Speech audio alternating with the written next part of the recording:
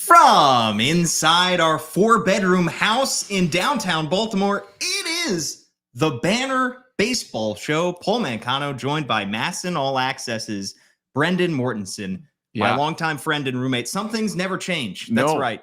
We are still roommates after all this time.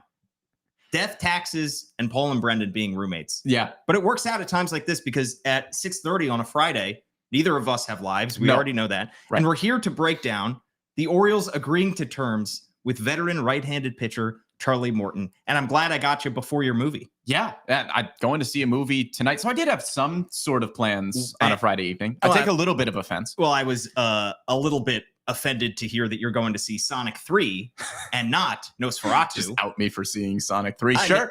Apparently it's excellent. I mean, Nosferatu is just perfect cinema. Yeah, but that's next. I've already got Nosferatu on the schedule. You got to bump that up. Sonic 3 takes precedent? It might. Wow. For a goofy Friday night, sure. Nosferatu is a solid Thursday night movie night. I haven't seen a single one of the Sonic movies, but who's the Sonic of this Orioles team? Oh, gosh. I mean, this is a real Jahmyr Gibbs, David Montgomery situation here with the Sonic and Knuckles. Maybe Cedric Mullins, the speed in center field. Jorge Mateo. Yeah. Could certainly be a Sonic. It's an option. Yeah. 41-year-old Charlie Morton is probably not the Sonic of this team because he's 41. I can't imagine he beats Cedric Mullins in a 40-yard dash. Yeah, we'll have to wait until Sarasota to determine that. We're going to discuss on this podcast what this signing means for the Orioles rotation, whether it means that the Orioles are done adding pitching, and where he slides into that rotation. Because Brendan, to start off, Charlie Morton was on my list on the BaltimoreBanner.com, where you can subscribe $1 for 6 months, of right-handed pitchers that the Orioles could sign. Yeah. And I had some of the higher-end options out there. I had Max Scherzer, I had Justin Verlander as these older veterans who have won Cy Youngs before, reached the pinnacle, and potentially, are definitely on the backside of their careers, but might have something left in the tank. Yeah. Charlie Morton is a different kind of pitcher. Even though he's 41, he's never won a Cy Young, but he is a more consistent, reliable option than somebody like Max Scherzer or Justin Verlander, who has undergone significant injuries over the last few years. Yeah, and it's interesting that you put Morton in a similar tier to those guys because, as you mentioned, Scherzer and Verlander are going to be Hall of Famers. They have had unbelievable careers, multiple times Cy Young winners. Yeah. Morton has never reached that pinnacle, but age has been a lot kinder to Charlie Morton than it has been to Max Scherzer and Justin Verlander. A, because of the injury front, as you mentioned, and B, just because of the style of pitcher that they are. I mean, Charlie Morton, he's a curveball first pitcher. Yeah. That is not Justin Verlander. That is not Max Scherzer, who at the prime of their careers, at the peak of their powers, were blowing you away with a 100-mile-an-hour fastball. Charlie Morton has not been that guy, and he is never going to be that guy, especially now when he is going to just kill you with the curveball, and it's a good changeup. The fastball is not very good. That's not how Charlie Morton profiles. But yeah, I know you can look at the 41-year-old tag on Charlie Morton and say, man, like that's getting up there for a start. And it still is getting up there for a starting pitcher. But with the way that Charlie Morton throws the ball, his 41 is not everybody else's 41. Yeah, and I have, some qualms with the move, which I'll get into, but there are a lot of reasons to like Charlie Morton's addition to this pitching staff because he's still an effective pitcher. I mean, his StatCast page isn't the prettiest, but his breaking run value is in the 83rd percentile. Mm-hmm. So his fastball, like you said, is not that effective, but he knows it. He throws his curveball 42% of the time, and his fastball, his four-seam fastball, just 29% of the time. So he, like you said, he's pitching backwards when he is facing a lot of hitters. He's getting soft contact. He hasn't thrown his fastball the most since 2020. It's been a long time for him. Yeah. But he was still an effective pitcher for the Braves last year. He had a 4.19 ERA, 8-10 record, made 30 starts, pitched 165 in a third innings. We know this Orioles front office and coaching staff likes to have guys who can eat innings. And so there are reasons definitely you can see, all right, you put him at Camden Yards with the left field wall. I know it's come back in, but it is still moved back. You still have an excellent defense in the infield behind him, which is going to work perfectly to his ground ball percentage. And you can see a way in which, even though he's 41, he's could get that ERA closer to under 4 even in his age 42 season. Yeah, it's a really athletic defense that's going to be playing behind him, assuming everybody is healthy. You have a shortstop playing second base in Jackson Holliday. You have a shortstop playing third base in Jordan Westberg, and then a shortstop playing shortstop very well in Gunnar Henderson. So it's a really, really athletic infield. It's an athletic outfield too. I mean, in a corner, you're going to have Colton Cowser, who maybe should have won a Gold Glove this year, is a center fielder playing left field, right field, wherever you need him. It's a good defense everywhere. And that works really well for a pitcher like Charlie Morton, who, as you mentioned, is going to induce a lot of soft contact. It makes sense with this team. And I'm not making the comparison between these two pitchers, but when you think about what Brandon Hyde said about Corbin Burnes last year, Corbin Burnes obviously posted Cy Young caliber numbers last year. But one of the first things that Brandon Hyde always said about Corbin Burnes, especially in the year where that rotation was really hurt with injuries, he posted every fifth day. That is what Corbin Burnes did. What does Charlie Morton do? He posts every fifth day. Every year since 2018, that was an on 2020 year, he has started at least 30 games. Every year since 2018, that was not the COVID 2020 season, he has tossed at least 160 innings.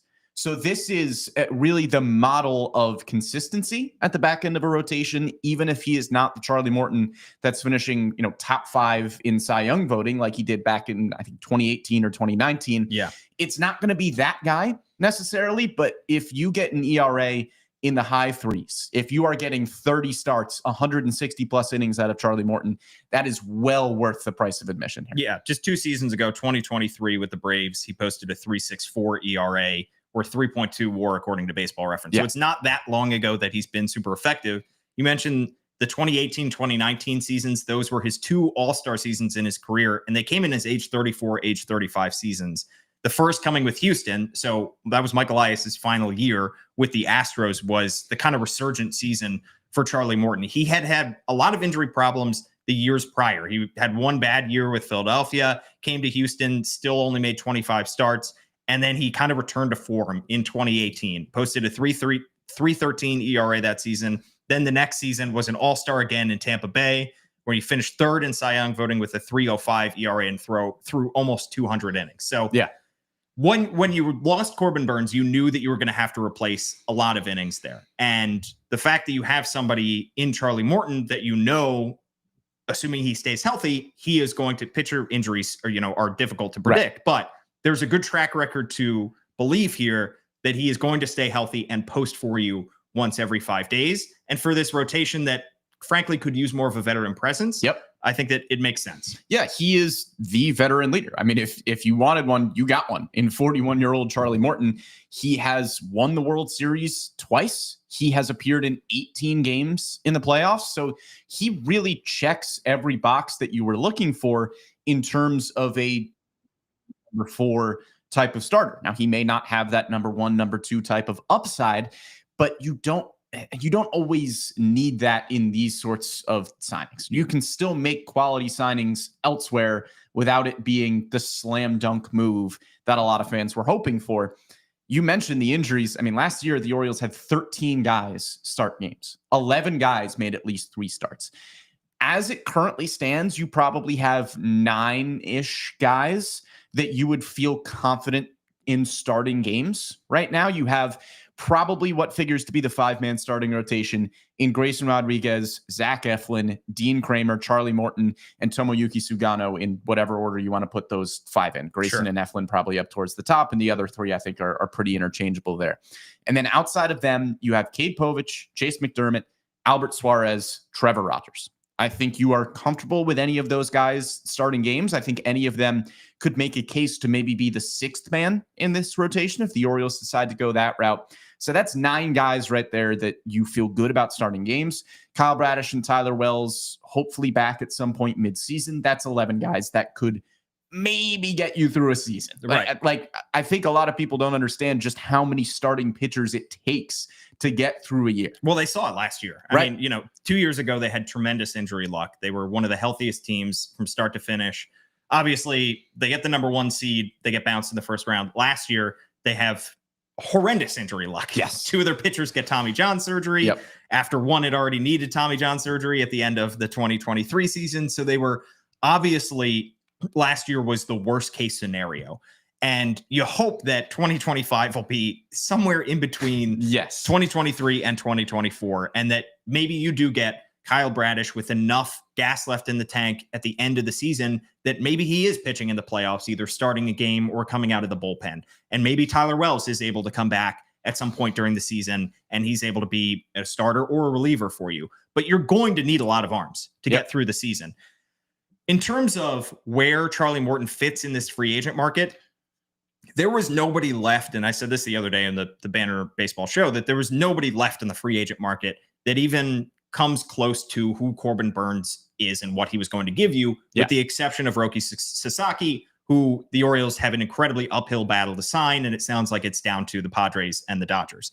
So there was no way you were going to sign somebody who was left to replace Corbin Burnes' production. The only way that you can get that is via trade.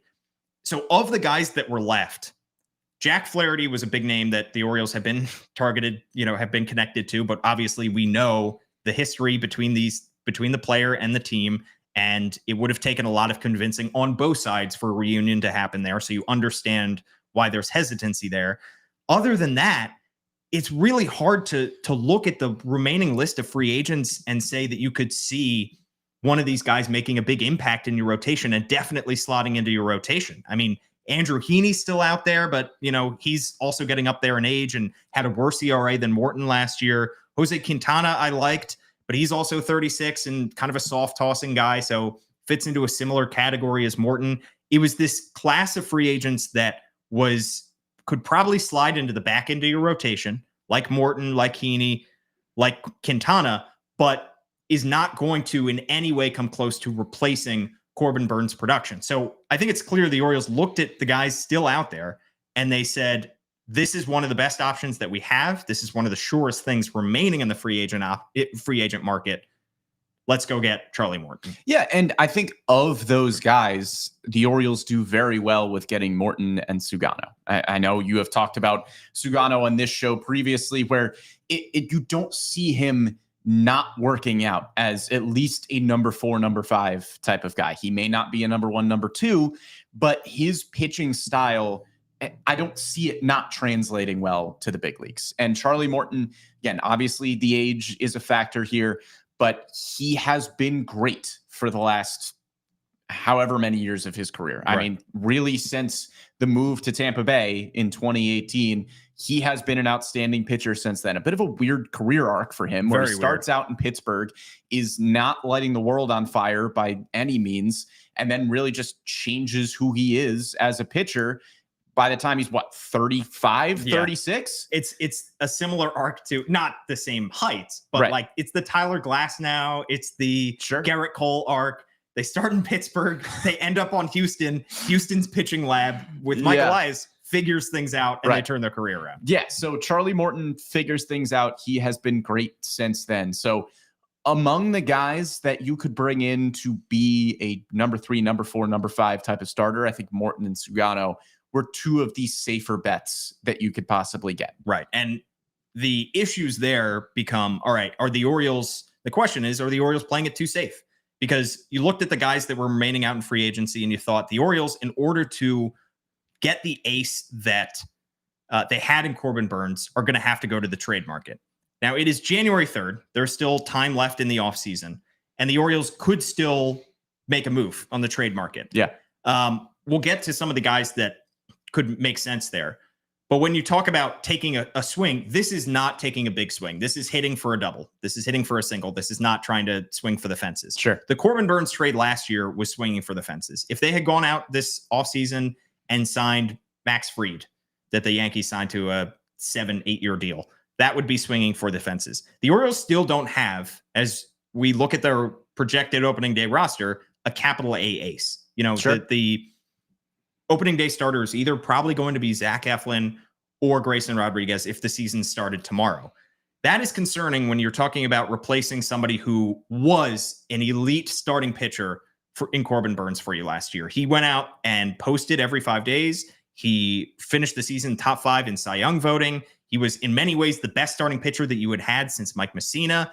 And he was nails in the one playoff start that you gave him. It's tough to go from that and to have that at the top of your rotation to taking a step back and saying, we don't have that ace. We have a bunch of 3s, 4s, a couple of 2s in Grayson Rodriguez and Zach Eflin, but we don't have a capital A ace. That's something that the Orioles saw the benefit of last year, and they don't have that right now. Sure, but there's not a lot of capital A aces in all of baseball. Really, the only way you were going to replace Corbin Burnes, I think a lot of Sasaki, I think he has a bright future ahead of him in the big leagues. The only way you were going to replace Corbin Burnes was by re-signing Corbin Burnes. And after a spectacular year in Baltimore, an outstanding track record in Milwaukee, he commanded over $200 million. And this front office clearly made the decision that, hey, we have other places we need to allocate these funds to, whether it's other moves that they make this offseason, whether it is, trying to extend guys that are going to be worthy of very big extensions here pretty soon. Corbin Burnes was not the way that they opted, right? I think you can look at this current rotation. Yeah. And it's a two-way street. Corbin Burnes very clearly wanted to go home to Arizona, wanted to be on the West Coast. I think there might have been a number that could have gotten it done in Baltimore, but I think it's clear Corbin Burnes took less money to go to Arizona. So the Orioles weren't entirely at fault for not re-signing Corbin Burnes. Sure. There were a lot of reasons where it was going to be an uphill battle if you wanted to bring Corbin Burnes back, both because of his desires, as you mentioned, to be closer to home with family, and for the Orioles' desires to have a lot of other dominoes that they need to balance here. I think you can look at the current rotation and make the argument of, hey, Grayson Rodriguez has ace potential. He has since he has been a top 10 prospect in baseball. I want to say he's maybe, and not that this really means anything, but maybe 4th or 5th in Vegas odds for the AL Cy Young right now. So clearly a lot of people think highly of him. Kyle Bradish, the last time he was healthy, was a top 5 Cy Young finisher in the American League. So it's not like you don't have the potential to have aces in this rotation. They're just not that right now. Grayson Rodriguez could certainly develop into that if Kyle Bradish comes back and is 100% healthy at some point in 2025. He has been that in his career. He has been a top 5 Cy Young finisher.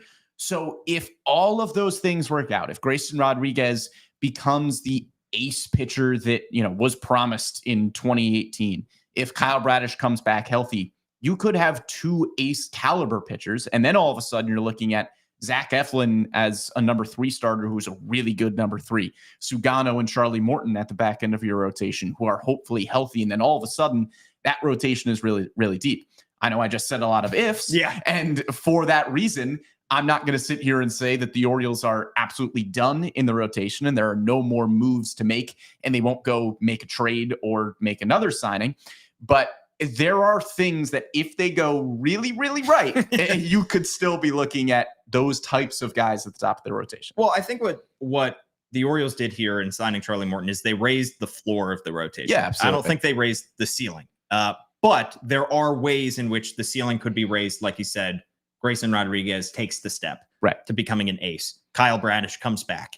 There's a good chance Kyle Bradish is your ace in 2026. And that's kind of a theme, I think, in general for this Orioles team in 2025. Again, not guaranteeing that Grayson Rodriguez is all of a sudden going to be this ace. But when you look at the clubhouse right now, it's kind of turning into the young guys team a little bit, or at least it has to be for the Orioles to take this next step. I mean, Adley Rutschman, Jordan Westberg, Gunnar Henderson as well. Those are guys that you look at as potential leaders in the clubhouse. Like this is turning into their team. They are going from the young guys that come up and are really exciting to now, okay, you have spent 2 or 3 years as the best players on this baseball team.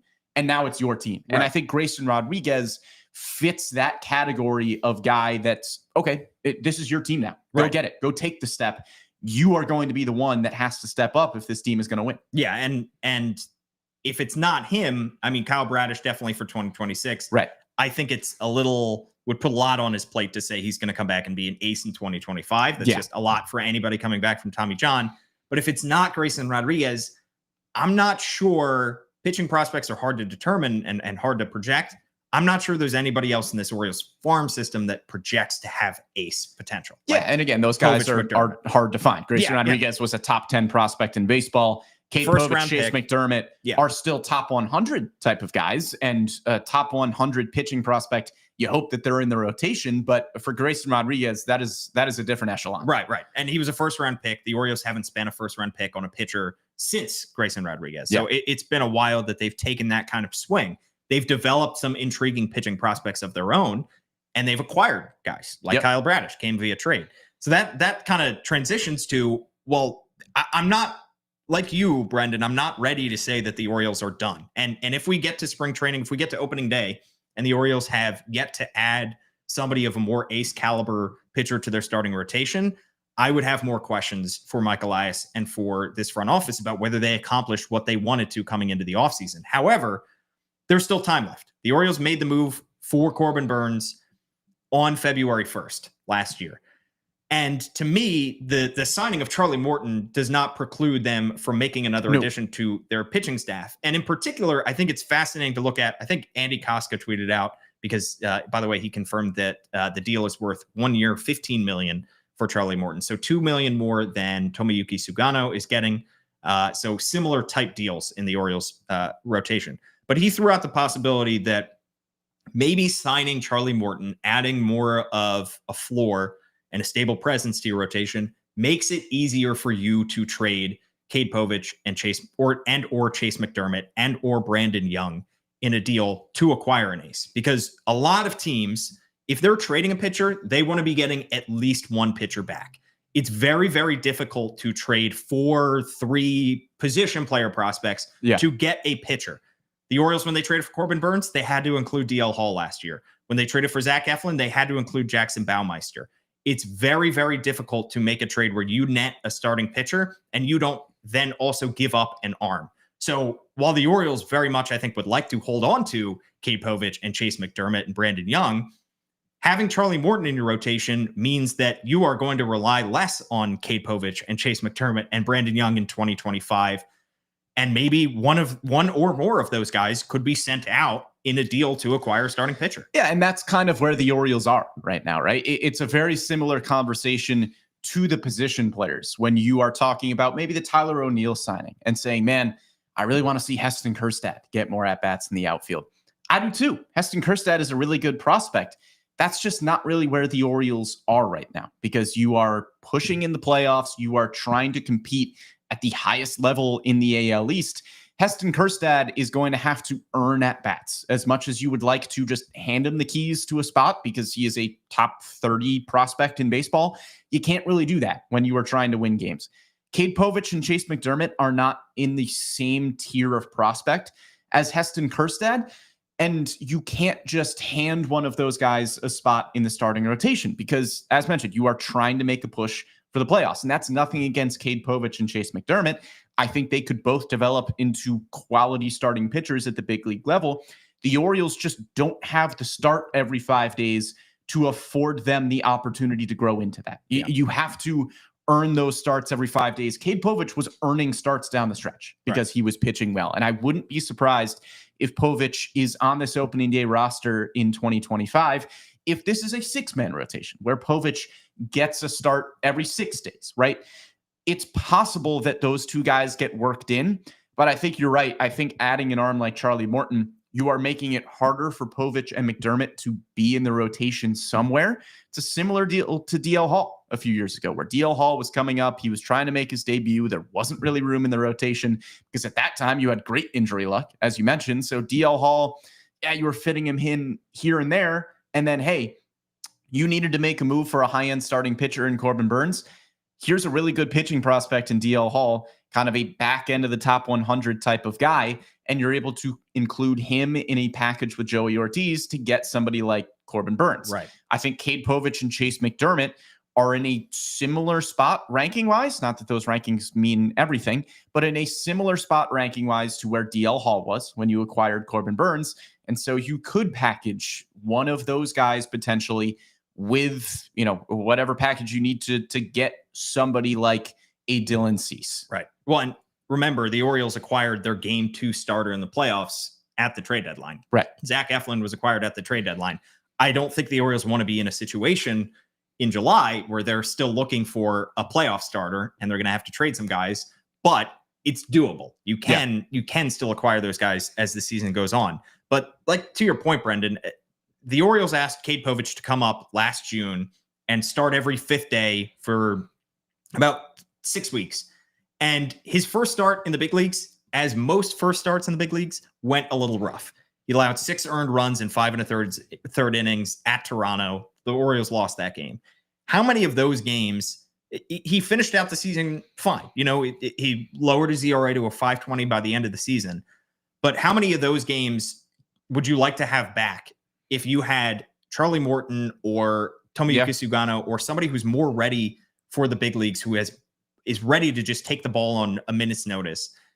When you are throwing a rookie into that situation, it's great for their development. It's great ultimately that you hope that they will pay dividends in the long term. But in the short term, you got to win games. You got to win divisional games. Yeah. And ideally, you'd like a veteran to be starting those games and instead of a rookie. It is such a delicate balancing act that the Orioles have to do right now, because you have a lot of top 100 guys in Heston Kjerstad, Kobe Mayo, Cade Povich, Chase McDermott, that you want to see develop and you want to see get at-bats or starts or whatever it may be. But you're absolutely right. I mean, if you had somebody like Charlie Morton on this roster last year, he is getting those starts instead of Cade Povich. And that's nothing against Cade Povich. You just trust Charlie Morton in those spots. And back to your previous point, Paul, it raises the floor of this rotation drastically. I think these are moves that Mike Elias has learned that he needs to make, because last year we didn't see these types of moves. Corbin Burns was the high-end trade to go get an ace, and that was awesome. And at the beginning of the season, you were looking at, man, this 5 looks great with Bradish and Wells and Means, and you thought you were good, and then all of a sudden you were not good. And we weren't talking about 9 guys at the beginning of last season that you would feel comfortable with making starts. Yeah. Now you are talking about that. And so the Morton and Sugano moves, yes, they are going to be solid pitchers, I think, every 5th or 6th day for this Orioles team in 2025. But it also says to me that Mike Elias is learning from what happened last season and is going, hey, we can't be in the position again where we are absolutely scrambling to find starts down the stretch. And that's nothing against the Orioles. It's just how unlucky they got with injuries last year. Yeah. They're not going to be in that position again this season. They will be prepared when the injuries happen, not if. Injuries will happen, and they are going to be more prepared for that. We're live on YouTube and Twitter, and I saw a comment as well. Comment below if you have something to add to this conversation. Saw a comment about Mike Elias not drafting pitchers early enough, and Derek says, all comes back to Elias refusing to draft and develop pitching. Duquette was buy the bats, grow the arms. And to me, that's an area where Mike Elias has altered his strategy somewhat, because the first few years that Mike Elias was at the helm, it was hitters, position players as early as possible. And, once you get to day 3, then you can really start to add the pitchers. He has consistently, with each passing year, drafted pitchers higher and higher as with each passing draft, to the point where he drafted Jackson Baumeister with his 2nd round pick. Yeah. That I'm not sure that Mike Elias will ever draft a pitcher with a 1st round pick. Yeah. But the Orioles are taking bigger swings as they realize, all right, we're pretty much set with starting pitchers, with position players, I should say. When he first came to Baltimore, it was let's take the surest things. And to Mike Elias, that is absolutely bats. And every time their model is going to spit out a bat when it comes to the most likely to succeed. But now that they are set with position players, I think he's going to take more risks on pitching with higher draft picks. Yeah, but I'm also really hard pressed to criticize Mike Elias's draft strategy for the past few seasons, because the Orioles have been the best drafting team of the last 5 years, far and away. I mean, I was doing the research earlier on in this season. You could take the WAR of just Gunnar Henderson and Adley Rutschman, and it is better than the combined WAR of every draftee that has made the big leagues for every other team since 2018. Yeah. Like, the strategy works. It does. And I know Gunnar Henderson was a 2nd round pick, but the Orioles are not. They still hit on Gunnar Henderson. Right. And that's the thing. It is hard to hit on pitchers at the top of the draft. How many pitchers have we seen that looked like sure things that are all of a sudden like, what's Jack Leiter up to right now? Right. Right. Like that was a sure thing at the top of the draft. And Jack Leiter still might have a great career. I would put my money on Adley Rutschman having a better career than you Jack wanted Leiter the Orioles right now. to draft Jack Yeah, Leiter. because Jack Leiter looked like a sure thing. Because we don't know what and we're then doing. he wasn't. No, See, I don't know what I'm doing. Mike Elias does. Yeah. And yeah, he keeps drafting hitters, and then he keeps trading for pitchers that are good. Well, and the thing is, if he's willing to spend a second-round pick on Jackson Baumeister, and the Orioles are drafting, I'm not sure where they're going to land in the draft next year, 24th? Something like that. Something like that, maybe 22nd. That, what's the difference between the 22nd overall pick and the 52nd overall pick? I think the Orioles have shown with the Baumeister pick that they will make selections of pitchers if it is the right pitcher. I mean, Jackson Baumeister was an absolute stuff guy coming out of school. And of course, he's going to Tampa now in their pitching lab, and he's probably going to continue to be a great stuff guy there.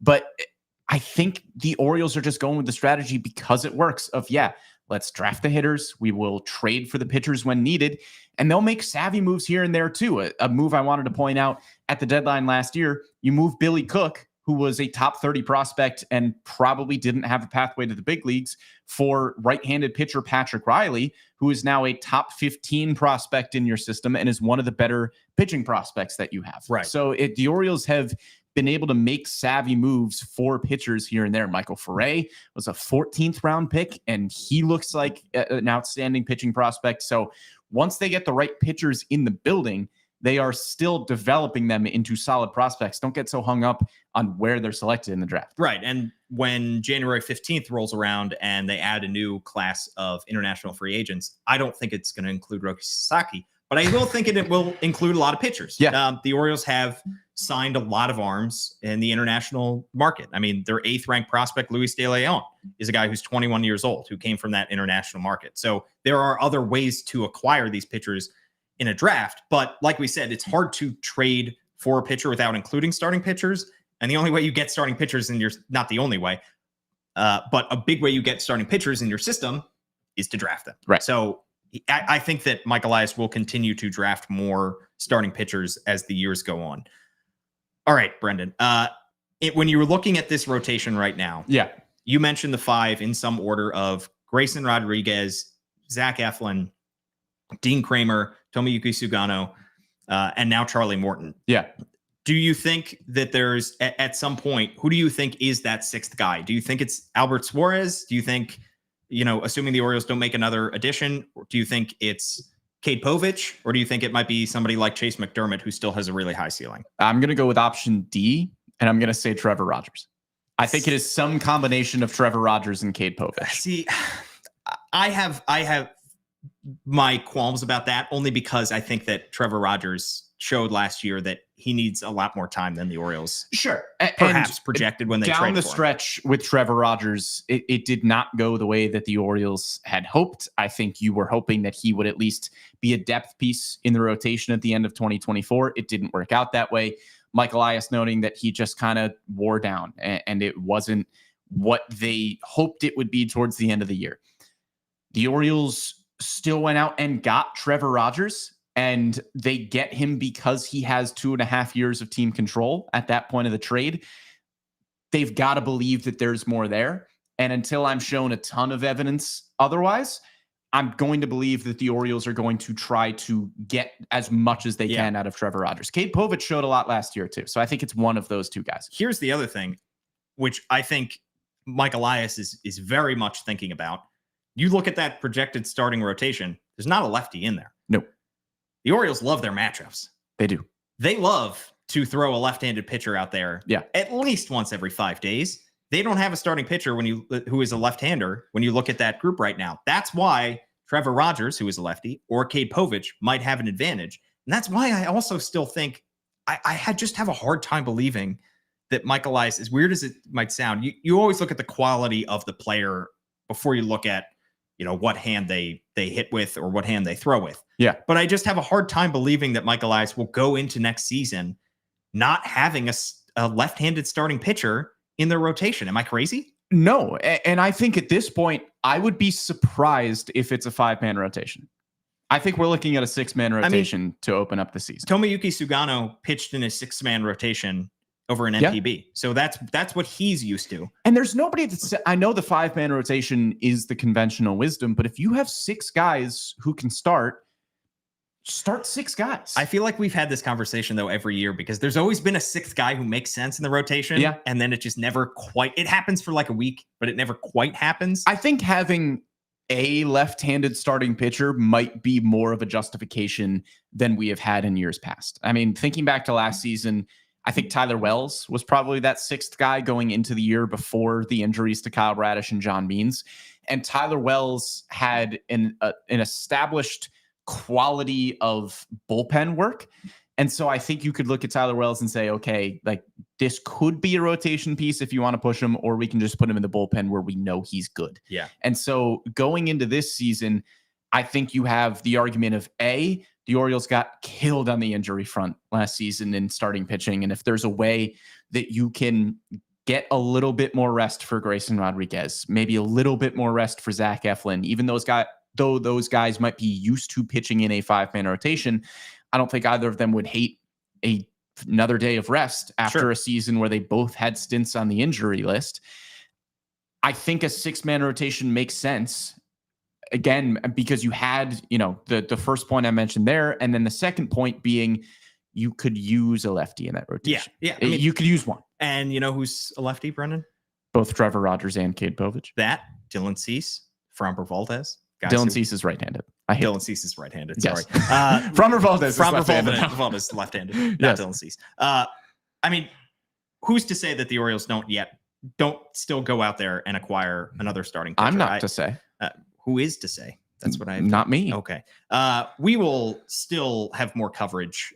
Brendan on MASN All Access. Where can the good people find MASN All Access, Brendan? At MASN Orioles on Twitter, Facebook, YouTube, the MASN app. You can find me at Brendan Morty. That's on my stuff. You've started to post on Instagram clips of your podcast. Yes. And I saw somebody. Are you aware that people think that you look like Drake Bell? I am. I am very aware of the it. hair? I think it's the eyebrows, honestly. I don't know if that's what it is, but I think it is. Wow. All right. I've never gotten that It's comparison. probably I'm a also little the hair. insulted. Yeah. I mean, my hair is so curly and bad that I settled down for a long winter's nap earlier today, Brendan. And I woke with the snow outside. I woke to a clatter of my phone saying that the Orioles had signed Charlie Morton. That sounded right out of a Christmas book. Yeah, You awoke to a clatter. I awoke to a clatter. Yes.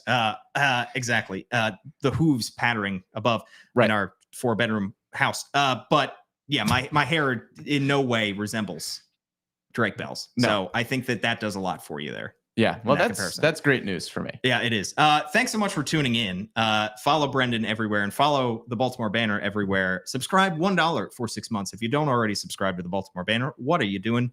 To read all of Danielle and Andy Koska and John Mioli and Kyle Goon and just a sundry list of writers Mancanos. and myself occasionally. Yeah. And like, rate, review, subscribe, give us a 5-star review here of the Banner Baseball Show, and I will read it out here on the show.